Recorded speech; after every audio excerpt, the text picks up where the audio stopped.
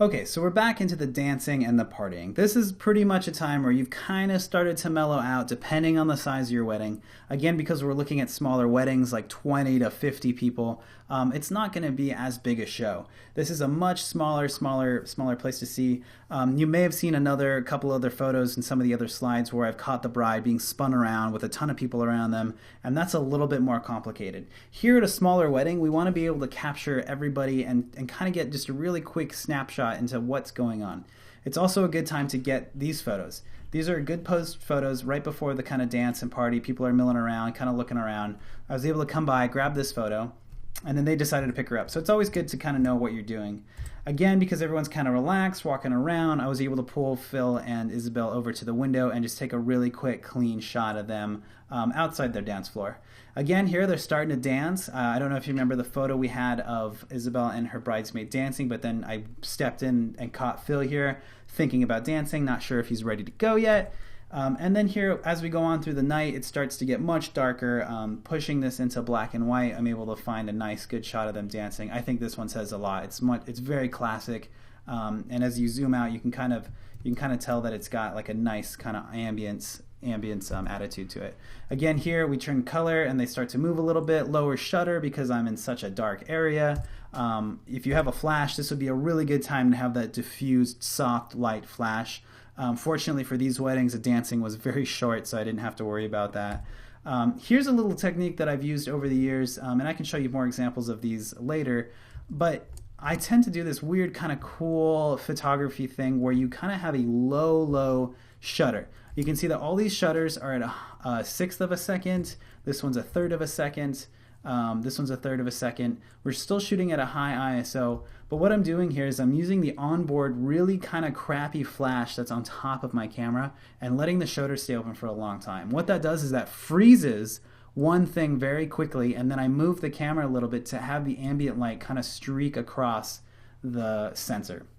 The cool thing is it creates this kind of weird, like, fun look that's creating all this motion. You can see here on the lines, I shot the photo, the flash on top of the camera froze the motion here, but then the lights in the background were able, because it was over so long, we were able to streak across the lens. It's kind of just a fun little style to play with. It doesn't always work. I think this photo came out really fun. It's just a good thing to try when you don't have any other options or you don't have a flash. To kind of run.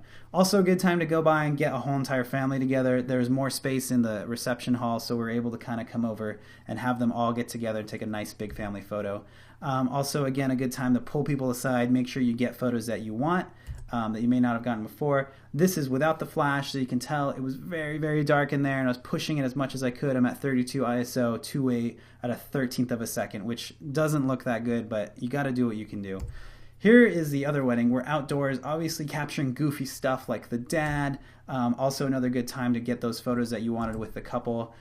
Keep an eye on them because they can be goofy, so you want to snap off those when you can. Here I am still using my 80 to 400 millimeter, stepping away really far, but keeping my eye on them so I'm not too far that I will miss anything. Look out for those little kind of cute, tiny little moments. When you're on the dance floor and you see a groom or you see someone with like a small child, you can kind of run up and grab those. You can tell I was pretty far away. I was at my limit at 400 millimeters. I saw this happen. I just snapped away really quick. Again, when you start seeing people dance, try to include those.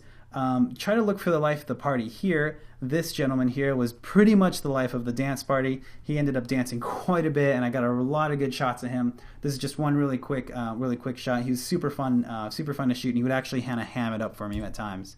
Again, the bride dancing with people. This is actually the DJ, which was her friend. She came over for a quick dance, snapped it really quick, and then she went back. Here I am back at my 24. This is a really good example of seeing that lens kind of bow a little bit. But I really love the light here, good exposure. He's a little out of focus. You can tell like it's just right there, so it's just behind his eyes. But it's kind of a fun little snapshot. Again, this was with my backup camera. I just happened to have it on my side at that time. The fun thing about my backup camera is that it's small, little, and I can kind of put it in precarious situations and get a shot like this, like the little girl. She was obviously pretty predominant in most of the wedding. Here's like a little line dance that we shot. It's that song where they're spinning. So just keep in mind you're watching the dances and seeing what they're doing. I added a more negative space to kind of make it a little bit more interesting.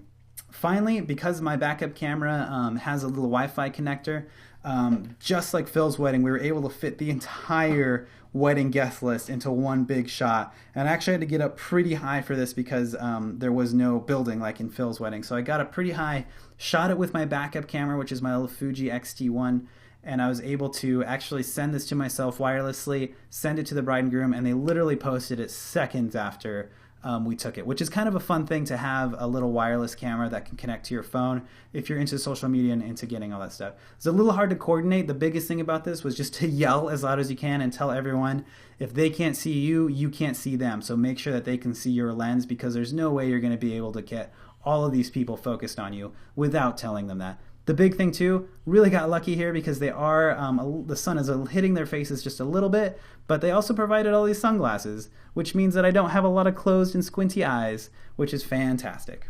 The big thing to take away from a lot of this is really just kind of relax, kind of look around. This is more of a street photography kind of feel to it. See what you can get without getting into people's faces, without distracting people. People tend to get shy when they see a camera. So if you can step back and get what you can get, that's the best way. The other thing is to just make sure you kind of cover your bases. If you missed a family shot, go grab those. If you missed a friend shot, go grab those. And just keep an eye out for those wonderful moments.